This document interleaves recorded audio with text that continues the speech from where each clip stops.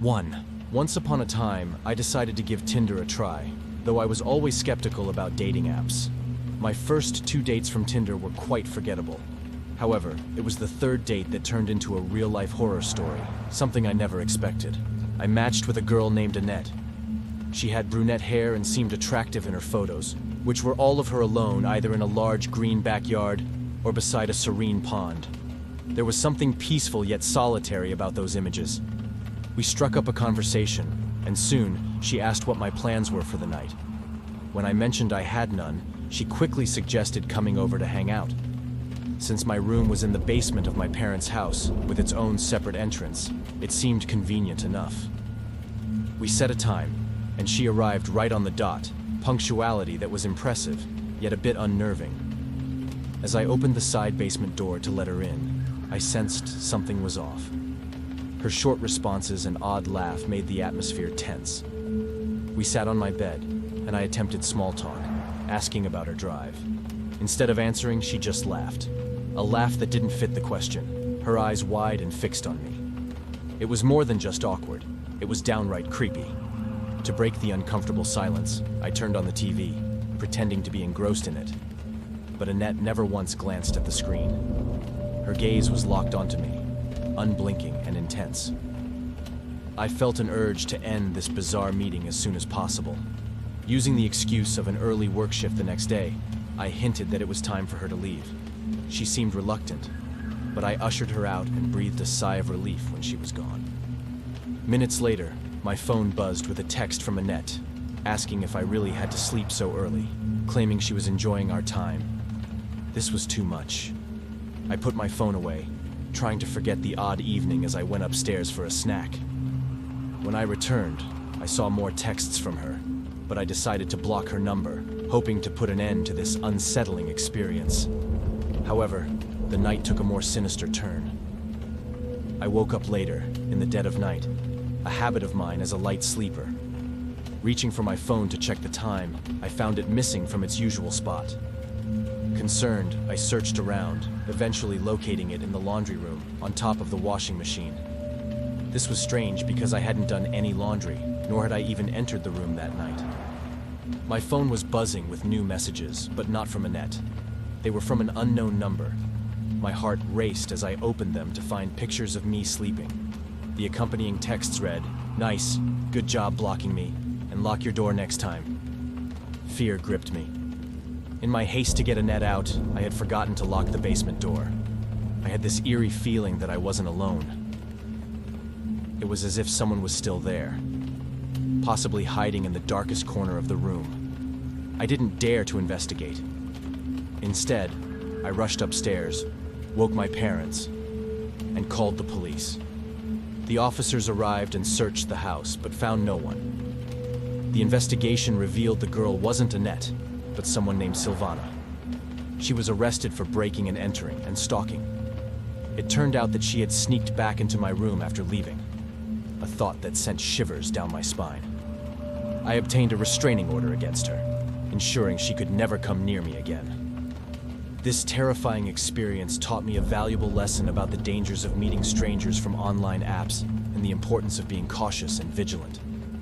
It was a night that haunted me for a long time, a reminder of the unpredictability and potential dangers hidden behind the screens of our digital world.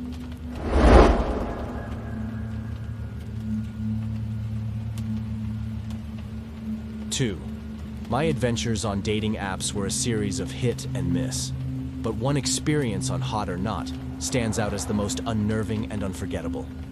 It began with a simple swipe on a profile that seemed too good to be true.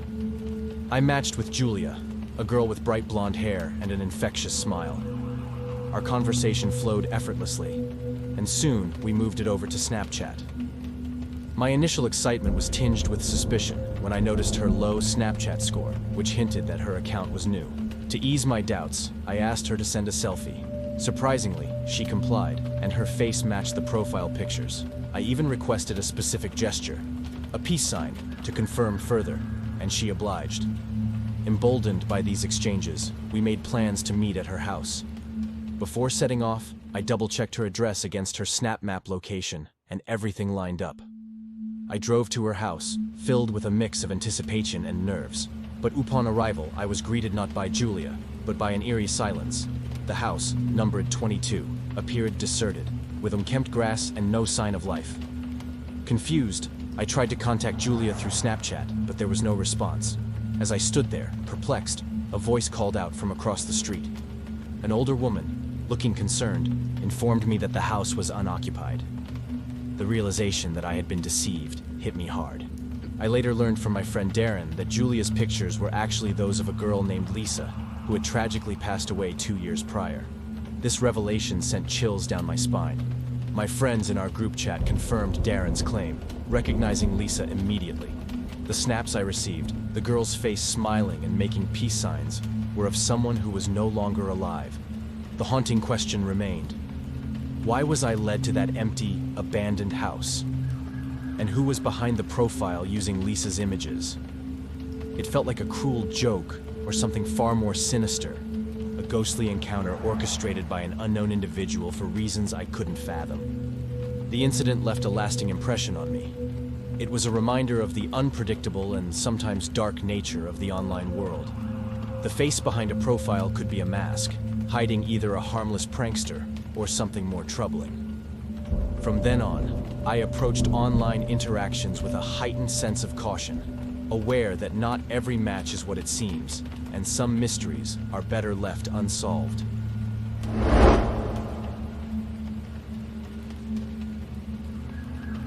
Three. In my college years, I often used dating apps to connect with people I otherwise might not have met. It was an interesting way to expand my social circle. One day, while swiping through the app, I came across Maria, a girl who was in my high school class. I remembered her, but we had never really talked much back then. Intrigued, I swiped right, and to my surprise, we matched. We started chatting on the app, reminiscing about high school and discussing how strange it was that we had never really gotten to know each other. Maria seemed friendly and open, and soon she suggested that we should hang out that very night. I was excited about the prospect and quickly agreed. When I suggested going out for drinks or dinner, she proposed a more casual plan, hanging out at my place. It sounded like a great idea, and I gave her my address. As the evening approached, I waited for her message saying she was on her way. Time passed, but there was no word from her. After over an hour, I sent a follow-up message on Tinder, but received no reply.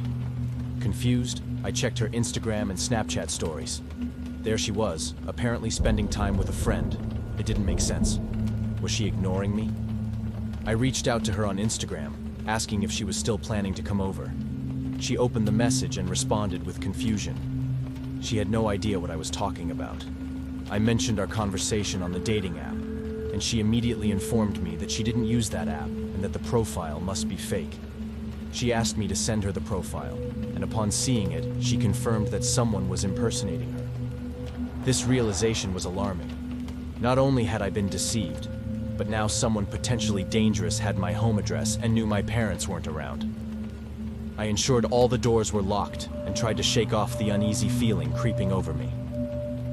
Late into the night, my false sense of security was shattered by a scream from my little sister's room. She was terrified, claiming she saw someone outside her window. I rushed to check, but there was no one there. The connection between the fake profile and this incident seemed too coincidental to ignore.